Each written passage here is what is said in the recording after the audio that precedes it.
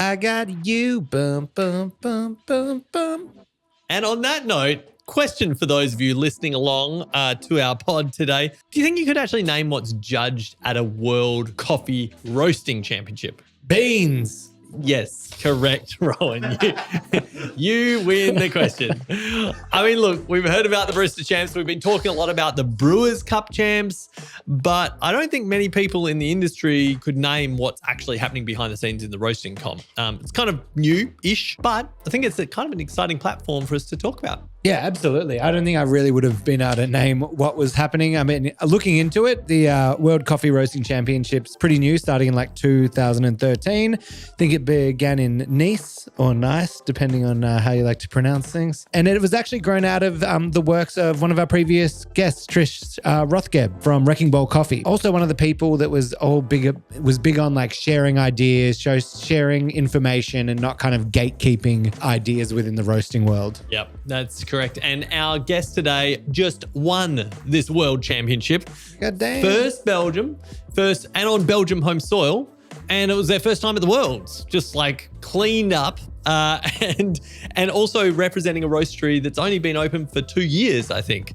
So pretty awesome results there. So in the episode today, what we wanted to do was both unpack what a competitor and their coffee is actually judged on at a roasting championships, but also dig into what that experience and what the learnings through that can teach all of us, get a little bit better at roasting. And as always, I'm your host, Rowan Cook. I make coffee on the internet. And I'm Ben Bicknell. I judge people who make coffee, but only in competitions. And you judge just people in general, just walking down the street. Oh, yeah, you do. And together we are It's Just Coffee, the podcast for people who know it's never just coffee. Welcome to the show, Benjamin Brassart from Boo Coffee Roasters. Woo! World champion and all-round good guy. Thank you for having me. Thank you for coming. Now, I kind of find it interesting. I feel like a lot of people in the industry, you kind of find this, they don't deliberately kind of choose this path. It just kind of happens upon them and they are sucked in by its alluring charms. What were you doing before? Were you studying like advertising and working in hospitality before this? Like what was the moment that kind of pulled you into roasting? So yeah, I do come from a advertising background, more of graphic design.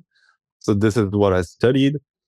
I actually never worked as a graphic designer. I straight up went from my studies to working in the hospitalities. Had the chance to do barista training by chance. I didn't actually know anything about coffee at this time. And I stumbled on this little specialty coffee shop back in like 2017. The guy offered to train me. It was really a shock for me because I was drinking coffee, but I was drinking without even like knowing what I was drinking. I was just drinking by habits. It made me try an espresso there, and that was really the moment that opened my eyes to specialty coffee. I had never like thought before that I could like taste fruit in a cup of coffee. It was a shock for me, and from there it really like caught me up, and I got passionate by the specialty coffee from that moment.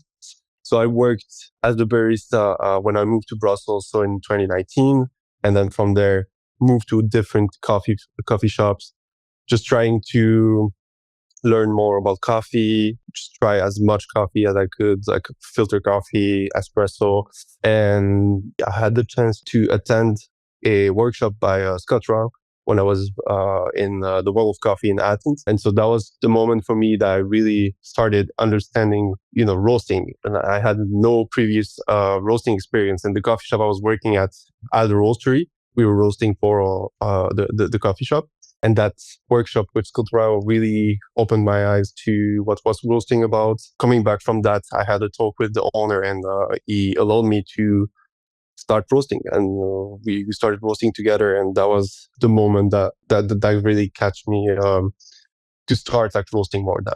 I really found like it's really interesting to understand like what was going on behind the barista job and go further along the chain. And that was the start of my roasting journey. So I had met my business partner Benoit through the coffee shop we were working at. So we were both working there as a barista, and we took that trip to Athens, to the World of Coffee. At that moment, we both separately, we knew that we wanted to do something in coffee. We didn't know that we wanted to do it together. And we were more thinking both on our separate way to open coffee shop. And we took that same class together in the World of Coffee. Yeah, on the way back, we just started talking and we were like, maybe we need to do something together. And maybe it's not a coffee shop. We should do a roastery.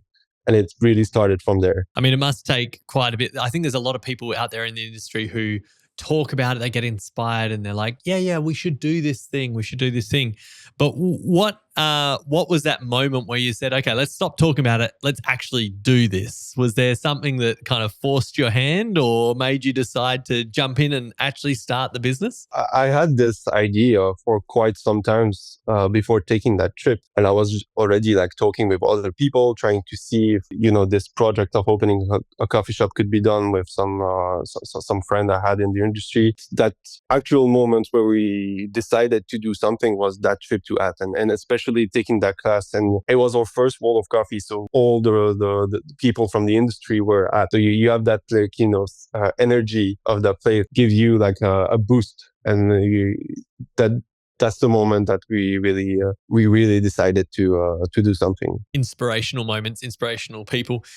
For folks who haven't heard of Boo, because it's obviously is only a few years old, give us a quick snapshot. Like, what is the business? What's the roastery? So we opened in summer 2024. Our main goal was to bring a modern approach to specialty coffee, whether that be by the design. So we really wanted to bring something that was really different, not really into the typical code of coffee and specialty coffee. And being from a designer background, I actually did the whole original design by myself. We just went through a whole rebranding a couple of months. So now we're working with a team of designer because I don't have as much time to handle everything. The visual were a big part. When we say modern approach, we also mean like strong values. So, transparency, working with like trying to build relationship producers, but also suppliers and the clients. And one big thing that we wanted was trying to keep our vision approachable. So having coffees that are, more approachable in taste and more like inclusive so that we can, try and get more people involved. So not only focusing on, single origin and higher end lots, but actually having, some blends that are more accessible in taste. And you were telling me before we started recording that you've actually got in there a Typhoon roaster, which is a fluid hot airbed roaster. So that's quite a unique kind of approach anywhere in the world, but certainly in that part of Europe. And so what size is the Typhoon that you've got? What's your roasting equipment that just to paint a picture for people of like what the size and the scale of the roastery is? So the Typhoon is a 5 kilo batch. But the cool thing about the Typhoon is that being a fluid bed roaster, it rolls super quick. A filter roast will be anywhere from 4 minutes 30 to 5 minutes. And then our espresso roll will be 6 to 6 minutes 30. So it's super efficient. 80. And that allows us to do around 7 batch an hour, where you would be around 5 in a typical roaster. Having a 5 kilo roaster allow us to, roast more than 30 kilos per hour. So even though it's a smaller machine, we can actually produce a lot of coffee if needed. We're not a huge roaster. We've been growing a lot, especially this year. We do on average about 1,000 kilo coffee in volumes. Pretty good. Yeah. Now, question, 2 years in, like along this journey, what do you reckon's been like the biggest decision that you've made, or that kind of decision that you made that could have been like make or break for the business? Was there kind of like a defining moment for you? I wouldn't say it's like one decision, but there's definitely been some times where, it's been harder, especially in the beginning, because both my partners and I, we were still working part-time on the side, handling, our main job with Boo. And that can sometimes be super tricky to balance. The moment where we both stopped working our side job, such a relief for us, because we could actually start like focusing 100% on the company, and that really changed our mindsets, both of us. And we really saw a growing moments from the moment we stopped working there. It's of course not everyone can allow themselves to do that. When you're starting a company, it's not that easy to pay yourself right off the bat. You kind of have to go through that, but definitely the moment you can focus 100% on the company is a big change. Yeah, it's true. It can be difficult for some people to, pull that Band-Aid off and the financial risks of doing it. And you definitely might have to work extra sometimes at the start. But I also think there's some times where it's just scary and people want the safety net. And unfortunately, entrepreneurship and business ownership is going to get a lot more scarier. And sometimes you just got to rip off that Band-Aid and dive in. And, I generally find obviously things go wrong and things fall apart and that's fine. But it's like if you're putting in the work ethic and the care and all that, like a lot of the time I feel like it, it works out when you take that risk. It is scary. Yeah, it is scary. Agreed. It's a big jump. It is definitely.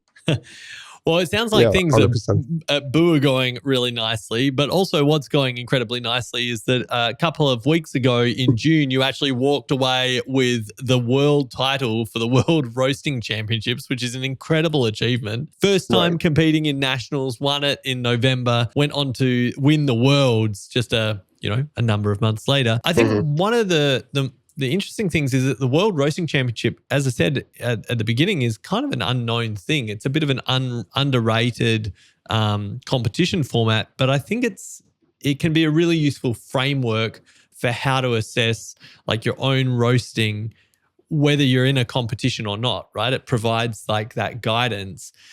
But for people who have never looked at and kind of gone into the World Roasting Championships before, can you just briefly explain to us like what are the components of it and what are you actually assessed on stage by stage? So the main goal of the competition is to roast two coffees. So you're gonna have a single origin and you're gonna have a blend, which is gonna be three components. So you'll have three coffee that you need to use a minimum of 10% each. So you can do whatever you want. You can do 50, 25, 25. It's up to you, but 10% of each. The coffees are given to you. So on the first day of the competition, you kind of discover what coffee are going to be used. So they're going to give you one single origin that's going to be only for that, and then three other coffees that are going to be for the blend, and then you choose whatever you want. So the goal is going to be to, of course, roast coffee, and then you'll be judged on the cup. So all the coffee will be cupped by the judges. You'll be both judged on the taste, but also your ability to roast the way you planned it. So the competition is divided in 3 days. The first day is going to be mainly about grading your coffee, and you're actually not judged on that, only for your own benefits. So you're going to grade the coffees. You can take some moisture readings, density readings, see if there's any defects in the coffee. Then you're allowed to sample roast. So you will have like 300 grams of each coffee, and you can do whatever you want. You can blend the coffees if you want. You can roast them separately. So that's up to the competitor. And then you're allowed to cup the coffee. So that's the part where you're actually gonna see like what coffee are performing and if there's anything that stands out on the cupping table. And following that, you have to submit what they call a roast plan. So basically, it's how you're gonna roast the coffee and what are the objectives like you want to achieve. So the end temperature, the color reading of the coffee, the starting temperature, so all of that data, but also the sensory profile of the coffee. So after cupping, you're gonna have to write down the sensory profile, and you're gonna submit in the roast plan both the objective of the roast and the sensory profile of the cup that you're gonna roast. That's actually a big part of the competition is managing to roast the coffee the way that you planned it. And you're both going to be graded on the accuracy of the roast plan and how good your cup is. Today's episode is sponsored by our friends at APAX Lab. If you listen to this podcast, you know APAX Lab mineral concentrates. Yeah, these are the products that are used by world champions to unlock the full potential of their coffees. But they've actually just released a new crazy product called Conflux. This is water that's been hit with ultra-low frequency electromagnetic waves. It does sound crazy, but I actually saw some competitors use this technology at the World Barista Championships. Look, I thought it sounded ridiculous, but till we did some tests here in the office, I could actually taste the difference. There was more body, there was more sweetness. And hey, if you're a critic or you're skeptical, I dare you to try it. See if there's a difference or not. Yep. Visit apaxlab.com and you be the judge. Okay, so let's step outside of the competition for a second and just look at someone listening that's a young roaster stepping up and kind of, plussing up their skills. For a young roaster, what are the 3 things they should be thinking about before they've even dropped the green coffee in the drum? One of the key aspects of roasting is actually your ability to cup. Training your palate is actually super important as a roaster because tasting your coffee is the only way that you can improve it yourself. Train as much your cupping abilities as you can. And I would say collecting data is another aspect of roasting that's super important. The more data you have about your coffee, the more ways you can plan your roast and the more you can know how it will behave in the roaster. Always push yourself. There's always a way you can improve your roast. And that's why I'm saying cupping is really important as a roaster because, you're going to cup your coffees and this is the only way that you can see if there's improvement to be made in your roasting. I think that's kind of great advice because I know there's a lot of coffee professionals who become production roasters, which is great in that you're following a given recipe and you're a framework and some SOPs to go through, but you're not necessarily driving it based on your own feedback loop. But it sounds like the competition is exactly that, where you sample roast it, you kind of go, oh, what's in here available to me? How will I roast it? But then also, what is the impact in the final cup? And if you're exactly right, if we can't check out what did we just achieve, then you're not going to be able to fine tune anything or develop it. Feels like the answer in every aspect is just fine tune your sensory skills. Yeah, it keeps coming up in the episodes, whether you're a barista, a roaster, an importer, anyone in coffee, know how to taste and score that. And so, there was those 2 elements. There's the single origin and the blend component. What do you think those 2 different components of the competition, and I guess in real world examples as well, what do they teach us, those 2 different approaches? Or what did they challenge for you as a roaster? I think for the single origin, it's mostly about your ability to adapt because, they give you a coffee and you have to roast it. There's no way around it. It's that coffee and you can't change it. So, for example, in the competition, they gave us a washed Ecuador as a coffee for the single origin, which is, not the most common origin to roast. So it's really your ability to adapt and, being able to roast a coffee that maybe you're not used to roast or work with. So I think that's the main challenge with the single origin. And then for the blend, at least for my approach, is your ability to kind of detect which coffee is the one that can stand out on the cupping table. For our strategy for the blend was always to find which coffee is either the most intense or the fruitier one of the 3 components and work with that one as our main base of the blend. So 80% of that component followed by 10% of each other component. And you won the nationals back in November, and obviously you won it. So the results were good, but I'm sure there were things you wanted to adapt and learn from. And also knowing you were going into the world stage with different equipment, different coffees. What did you change between those 2 competitions in how you approached grading, profiling or tasting? For the national competition, we actually had a little bit over a month to train from the announcement of the competition to the actual competition. So it was a really tight moment to actually train. So I think going from there to the world competition was just to gather as much experience on the roaster as possible. Because prior to the competition, I had never roasted on Stronghold. It was getting used to the roaster, roasting as many different coffee as possible, as many origin, but also process and varietals as possible, and trying to come up with a roasting strategy that can adapt to a lot of different coffees. This was the main point going from January till June in our training with my coach. I'm really interested in picking out, because there's lots of factors with coffee, whether it's the bean itself, it's harvested, the roasting, the brewing, like where the issues can kind of arise and what makes a coffee shine. If someone comes up to you, like another roaster, and they've got a coffee and they're like, I really feel like I'm not getting the most out of this green coffee that I'm trying to roast. What are the things that you'd look at first? Like how would you tackle it and kind of approach it and trying to get the most out of the coffee? I would say if you're already roasting the coffee and you're feeling like something is going wrong with the coffee, the best advice would, I think, be to take a step back and really see if you're not missing a piece of information on that coffee, whether that be like maybe your moisture content reading was like not right.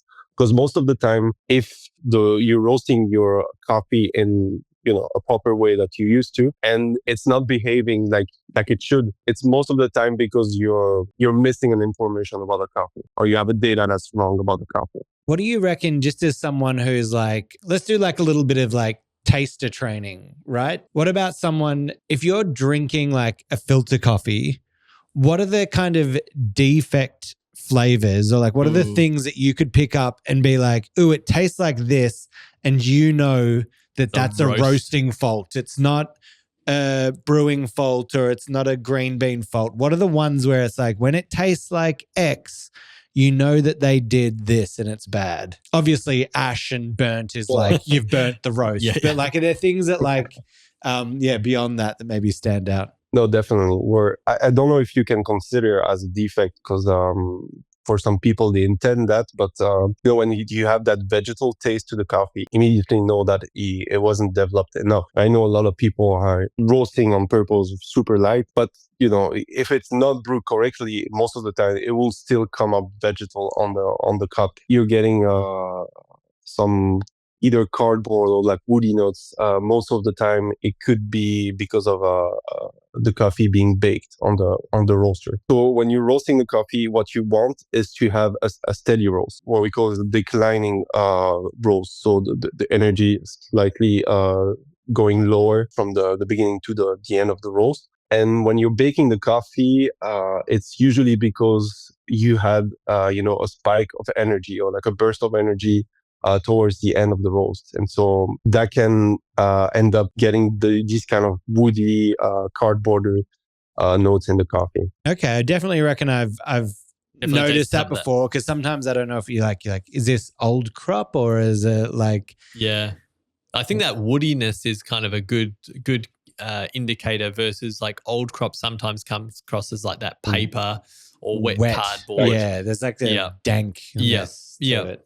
And I think it's an interesting one, though, that you bring up, Benj, because, maybe a little controversial. You guys are roasting on a fluid hot air bed there. Oh. And historically, I think a lot of the specialty industry has gone, well, fluid hot air beds, like there's a real risk of baking coffee, right? Because the heat application is very even, but sometimes, obviously it's not stretching out the roasts at 4 minutes 30. Yeah. But historically that's been a challenge. Was that something that you considered as a roaster when you were choosing what equipment to set up at Boo? It wasn't really a part of the equation for us. I definitely knew that it was something to be worried about when roasting on a fluid bed roaster. But I think if you actually approach roasting, as I was saying, with declining energy through the roast, it can absolutely be as good as in any roaster, and sometimes even better, I would say. But the main difference is that, as I was saying, the roast is happening so fast that you need to be really precise with every change you're making in the roaster, because it's you have such little time in the roast, so every change is gonna matter 100%. That's interesting. We don't have a huge amount of the fluid hot air beds in Australia. There's a few around there, but I've got a few water beds. Yeah, right. Are they fluid water beds? Yeah, fluid water beds. The motion of the ocean. They're quite cold in winter. Get quite frosty. It's actually this guy is like, I don't know about this guy. Don't let him on a competition stage. I've been in a waterbed competition. A waterbed competition. I love it. The World Waterbed Championships. I don't know what that's competing in. I don't want to know. Benj, you did a really focused period of training for the comp. Like you're saying, there's like 5 or 6 months. What are some of the learnings you've taken from that you've actually put into practice at Boo, at the roastery? Like, what's the commercial implication for you guys? I would say it's trying to roast with different approach in order to really understand the roaster and in order to really come up with a roast strategy. We tried a lot of different approach that I would personally maybe not have tried if it wasn't for the competition. So it really actually like teaches you to maybe sometimes think outside of the box and see, there's some things that you wouldn't have like tried. For example, we started one time playing with the agitation on the roaster.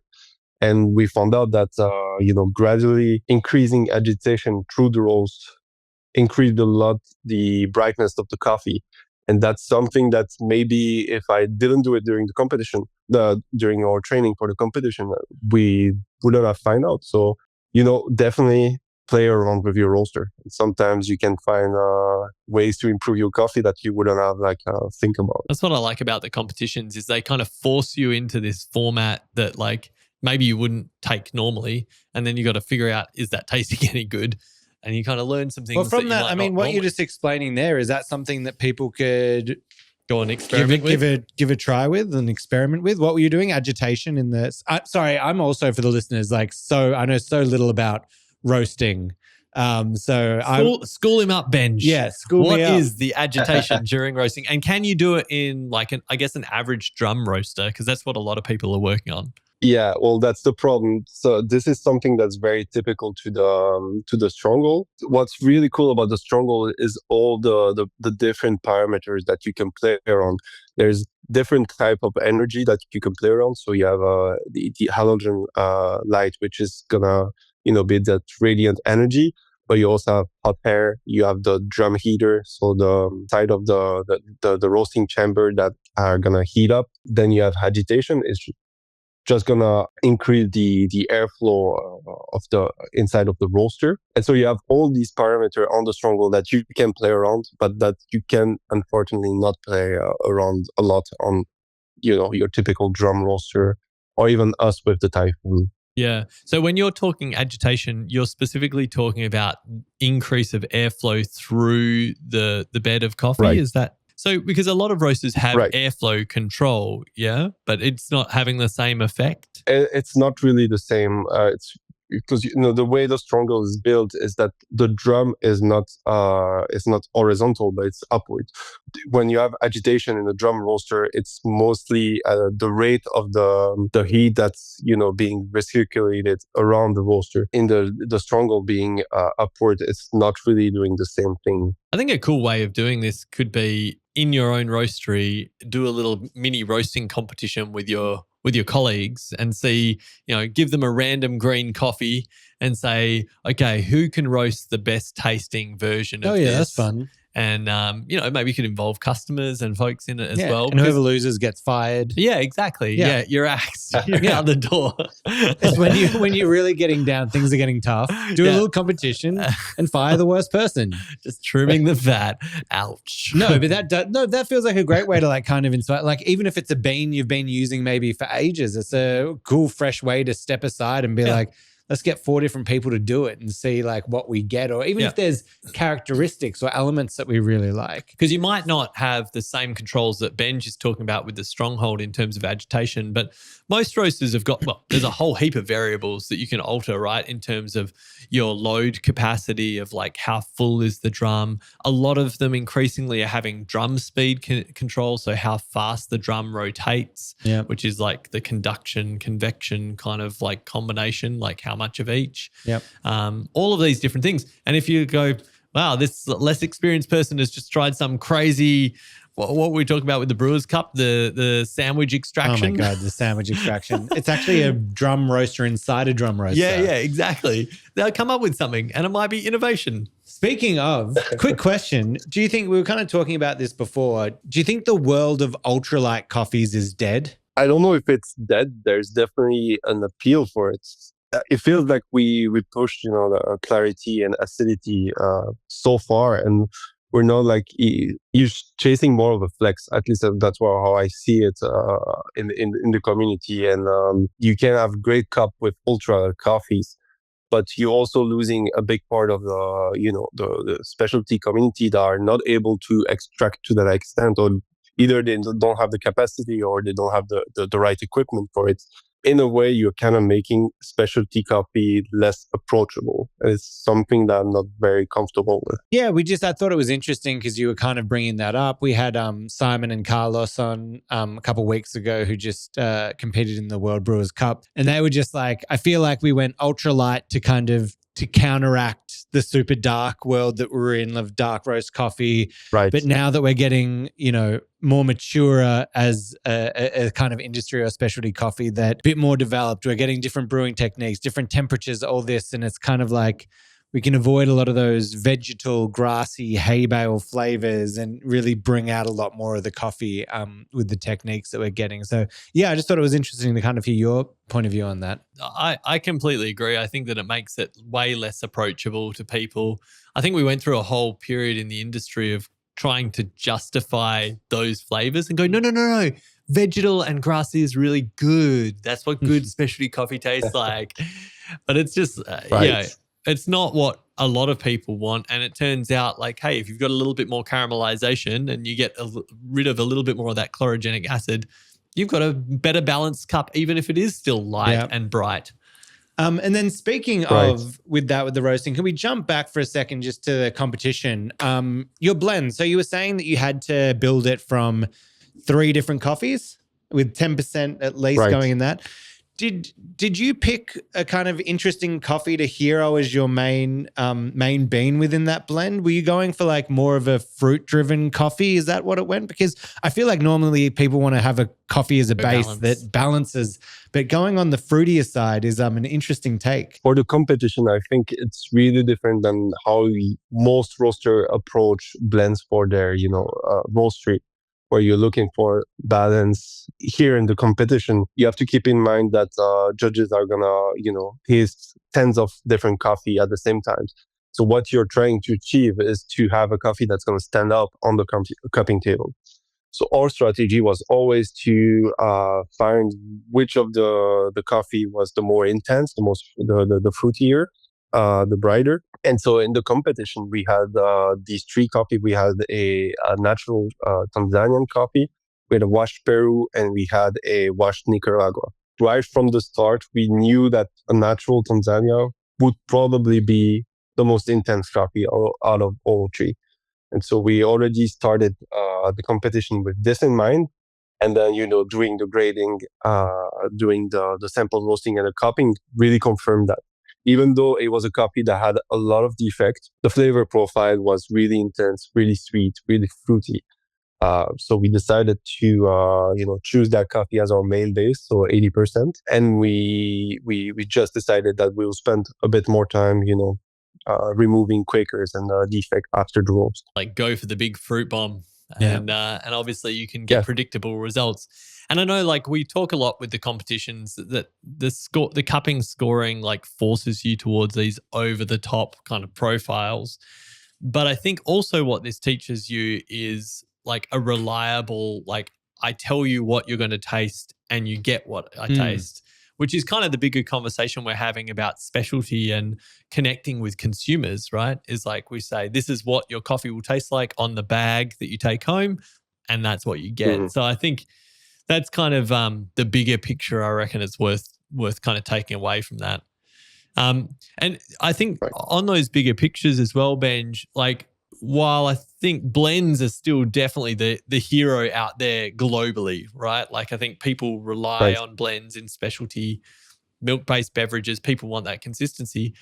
There seems like there's a bit of an increasing conversation about single origins maybe displacing some of that, and whether single origins, even for milk coffees, are better alignment with specialty coffee principles, where you can kind of talk more about the origin, you can talk about the traceability. Yes, there is differentiation, but that's actually part of the point of specialty coffee. It's not to make a repeatable product. What's your take on that and how have you approached it with Boo? I don't know if I can compare it to the Australian market, but I was seeing when we started Boo a decline in blends on the European market. Also, an image that people had about blends that was blends were worse quality coffee than single origin. To me, I always see blend are not like a lesser quality, but an opportunity to create more balance in a cup and even flavor profile that you wouldn't even typically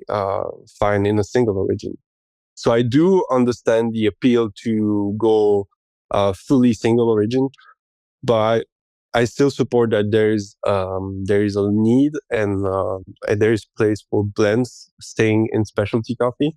And what we do here at Boo is that we try to really explore the entire spectrum of specialty coffee.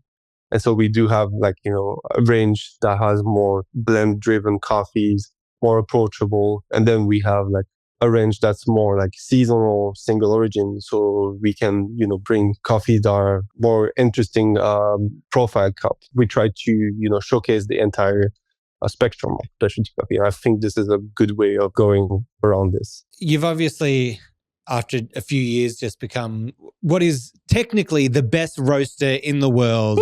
There's no, I think you can officially get that tattooed on your forehead. Right.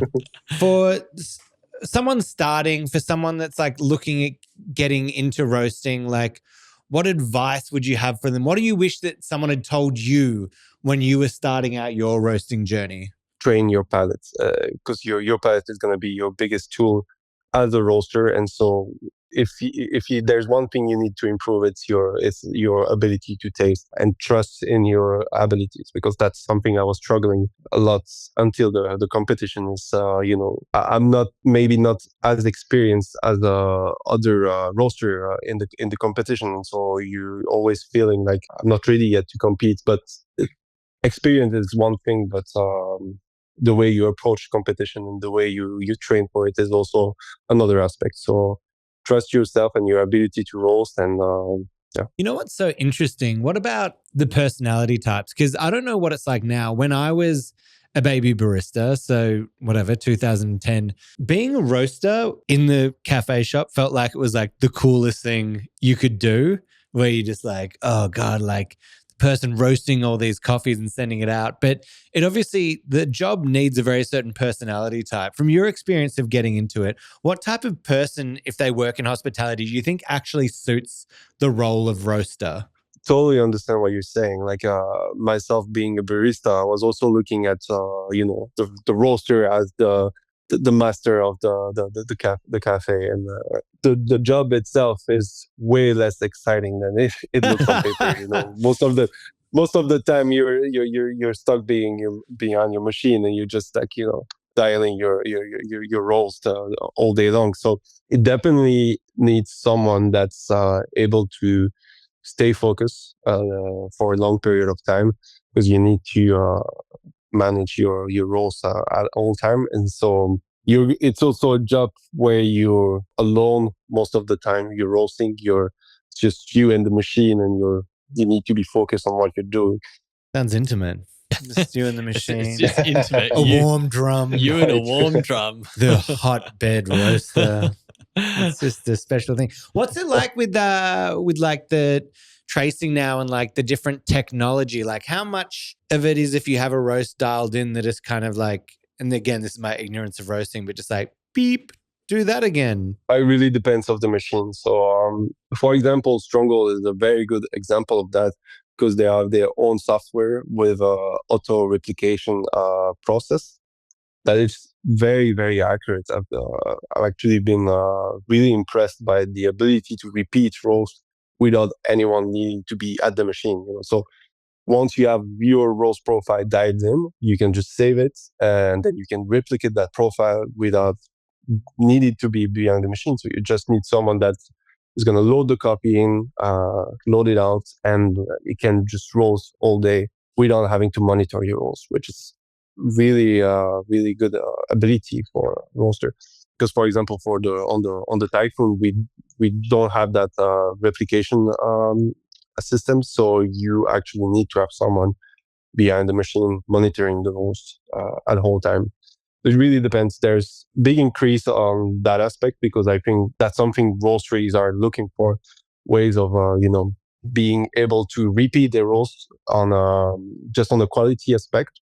Being able to repeat roast manually is not the easiest thing if you don't have like a highly trained roaster. So having that replication just on the quality aspect is a big bonus, but also not having to have your roaster being every day behind the machine is also really interesting for roasteries.